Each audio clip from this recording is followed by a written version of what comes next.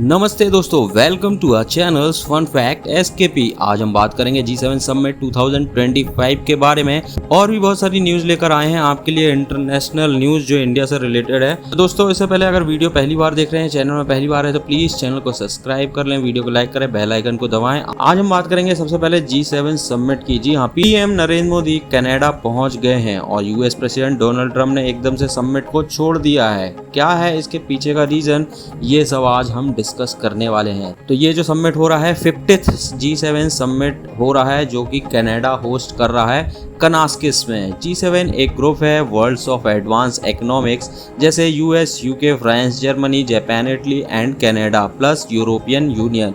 India भी इसमें participate करता है, लेकिन इंडिया अभी G7 ग्रुप का पार्ट नहीं है। चाइना भी एक बहुत बड़ी इकोनॉमी है, इंडिया भी बहुत बड़ी इकोनॉमी है, लेकिन ये दोनों अभी इसमें ज्वाइन नहीं किए हैं। बाकी इंडिया को इसमें इनवाइट किया जाता है, चाइना को इनवाइट नहीं किया जाता है। इंडिया को रेगुलरली इनवाइट किया जाता है as a guest in the outreach session, क्योंकि हम 5th लार्जेस्ट इकोनॉमी हैं। पीएम मोदी 16 जून 2025 को कनाडा पहुंचे। ये उनका 10 साल बाद फर्स्ट विजिट है कनाडा में। उनकी फोकस है ग्लोबल इशूज जैसे एनर्जी सिक्योरिटी, टेक्नोलॉजी और इनोवेशन पर डिस्कशन। मोदी जी के बायलैटरल मीटिंग भी होंगे विद अदर वर्ल्ड्स के लीडर के साथ।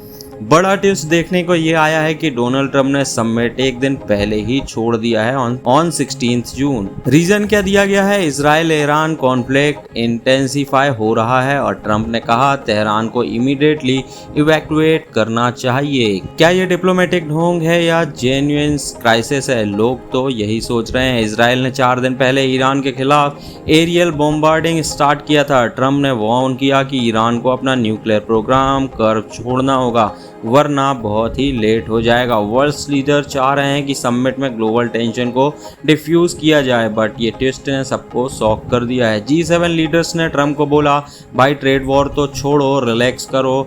ट्रंप ट्रैफिक पॉलिसी से ग्लोबल इकोनॉमिक्स को रिस्क में ला रहे हैं। तो ये जो लीडर्स हैं वो ये कहना चाहते हैं कि इसमें आप चाइना को ज्यादा फायदा दे सकते हैं अगर आपने टैरिफ बढ़ाया तो। एक जर्मन ऑफिशियल ने कहा ट्रैफिक डिस्प्यूट जल्दी खत्म करो, वरना G7 की इकोनॉमीज वीकेंड होना स्टार्ट हो जाएंगी। समिट में रशिया यूक्रेन वॉर पर भी एक मेजर टॉपिक है। लीडर्स डिस्कस कर रहे हैं कि इस कॉन्फ्लिक्ट का ग्लोबल इम्पैक्ट क्या है और पीस के लिए क्या स्टेप्स लिए जा सकते हैं। मिडिल ईस्ट में टेंशन स्पेशली ईरान इजराइल के बीच समिट के डिस्कशन का बड़ा हिस्सा है। वर्ल्ड लीडर्स चाह रहे हैं कि ये सिचुएशन कंट्रोल में आए। अगर ये सिचुएशन कंट्रोल में नहीं आती है तो इसका बड़ा इम्पैक्ट वर्ल्ड पर पड़ सकता है। इंडिया ऐसा गैस निशान यहाँ पे शाइनिंग कर रहा है। हमारी इकोनॉमी और ग्लोबल इन्फ्लुएंस की वजह से G7 में इंडिया को बुलाया जाता है। मोदी जी के डिस्कशन से इंडिया का स्टैंस और ग्लोबल इश्यूज भी क्लियर होगा। मोदी जी की विजिट 1 महीने बाद आई है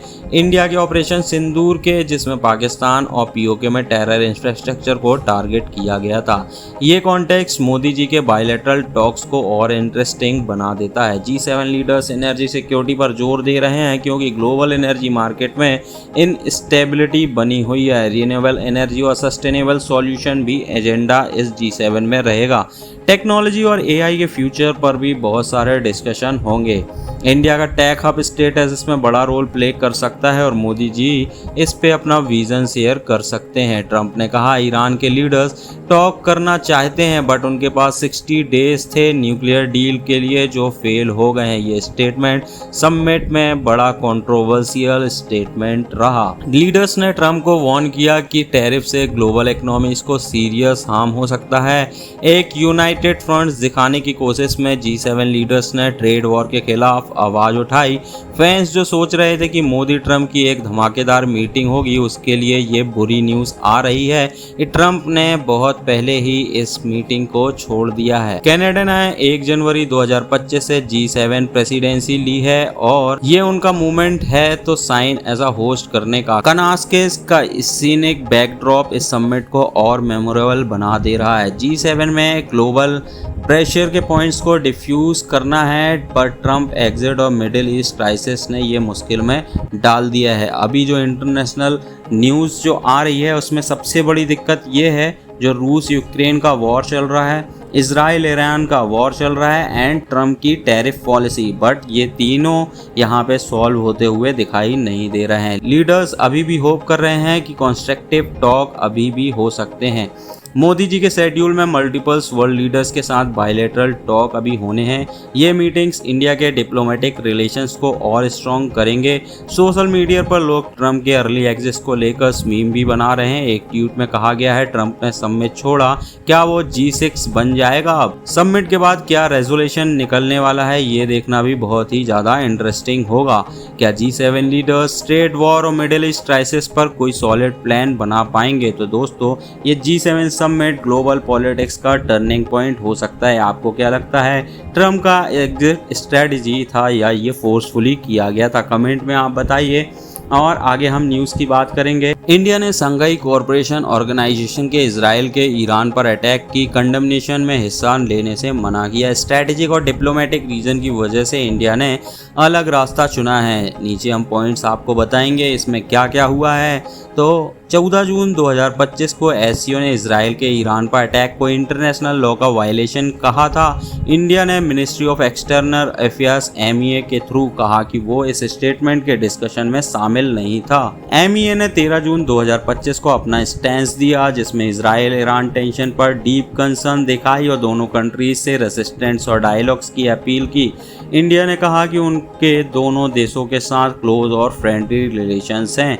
इंडिया का इजराइल के साथ डिफेंस में स्ट्रॉन्ग पार्टनरशिप है, जहां इंडिया सबसे बड़ा आर्म्स बायर है। इजराइल को कंडेम करना इस रिश्ते को अफेक्ट कर सकता था, खासकर जब ईरान के न्यूक्लियर एम्बिशन का टेंशन है। इंडिया को US, इजराइल और ईरान के साथ रिलेशंस बैलेंस करने हैं। रसिया चाइना के लीड वाले SCO स्टेटमेंट्स को सपोर्ट करना US और इजराइल के साथ टाइज खराब कर सकता था, जबकि ईरान के साथ भी एनर्जी और ट्रेड के स्ट्रेटेजिक लिंक हैं। एक्सपर्ट्स के मुताबिक US इंडिया टाइज और अमेरिका प्रेशर ने इंडिया के डिसीजन को शेप किया। SCO स्टेटमेंट से दूर रहकर इंडिया ने अपनी डिप्लोमेटिक फ्लेक्सिबिलिटी और वेस्टर्न अलायंस के साथ अलाइनमेंट बनाए रखा।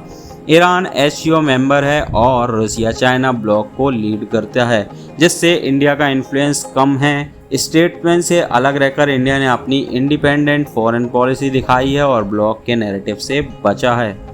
इंडिया ने डायलॉग्स और डीएस्केलेशन पर जोर दिया, क्योंकि इजराइल और ईरान में 30,000 से ज़्यादा इंडियन सिटीजन अभी भी फंसे हुए हैं। मिडिल ईस्ट की स्टेबिलिटी इंडिया के एनर्जी इंपोर्ट्स और डायस्पोरा के लिए क्रिटिकल है, इसलिए इंडियन नेशंस के लिए एडवाइजरीज भी जारी की गई हैं। इंडिया ने SCO के इजराइल कंडेमनेशन में हिस्सा नहीं लिया, क्योंकि उसके इजराइल के साथ स्ट्रेटेजिक टाइज, US के साथ अलाइनमेंट और ईरान के साथ रिलेशन को बैलेंस करना था।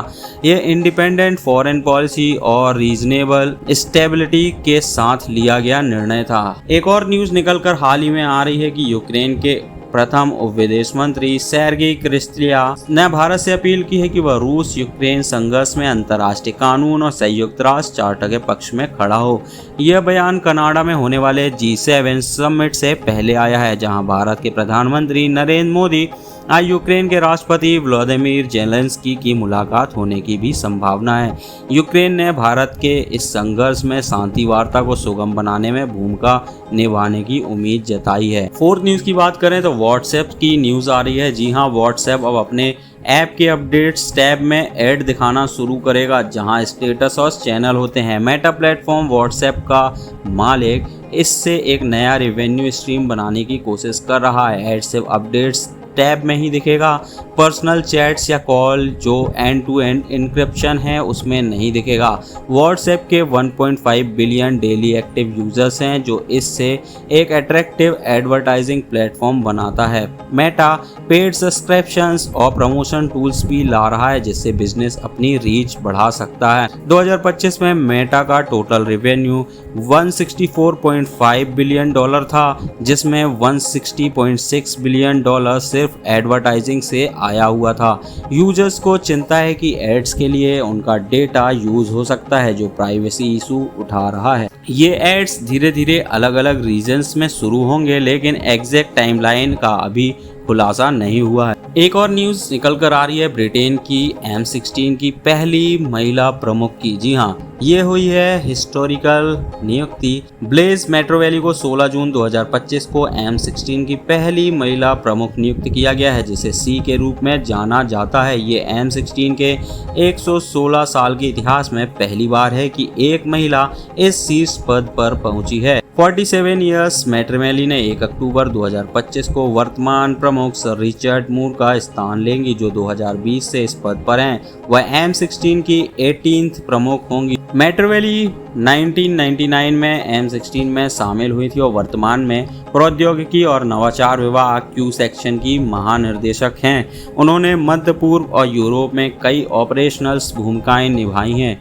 उन्होंने कैम्ब्रिज यूनिवर्सिटी से सामाजिक मानव विज्ञान में डिग्री प्राप्त की है, जो उनकी रणनीतिक और विश्लेषणात्मक क्षमताओं को दर्शाती है। मैट्रोवैली को रूस, चीन, ईरान और उत्तर कोरिया जैसे देशों से उत्पन्न होने वाली जटिल भू राजनीतिक चुनौतियों, साइबर हमले और तकनीकी जासूसी से निपटना होगा। ब्रिटेन के प्रधानमंत्री कीर स्टारमर ने इस नियुक्ति को ऐतिहासिक बताया और इसे ब्रिटेन की सुरक्षा के लिए एक महत्वपूर्ण कदम माना है, खासकर साइबर और जासूसी खतरों के दौर में। M16 या सीक्रेट इंटेलिजेंस सर्विस विदेशी खुफिया जानकारी इकट्ठा करने, आतंकवाद को रोकने और ब्रिटेन के हितों को बढ़ावा देने का काम करती है। मैट्रोवैली का नेतृत्व इस दिशा में तकनीकी नवाचार पर जोर देगा। जिस तरीके से भारत के ऑपरेशन सिंदूर के समय जो प्रेस ब्रीफिंग की जा रही थी, वो हमारी लेडी ऑफिसर के द्वारा की जा रही थी, जिनका नाम विंग कमांडर व्योमिका सिंह और कर्नल सोफिया कुरैशी था। इसी तरह अब दूसरे देश भी अपने देश के महत्वपूर्ण स्थानों और पद पर महिलाओं को आगे कर रहे हैं। ये एक अच्छी बात है। तो दोस्तों, आपको ये न्यूज़ कैसी लगी? अगर न्यूज़ पसंद आई तो प्लीज़ वीडियो को लाइक, चैनल को सब्सक्राइब और बेल आइकन को जरूर दबा लें। मिलते हैं एक नई न्यूज़ के साथ। आज के लिए इतना ही। धन्यवाद।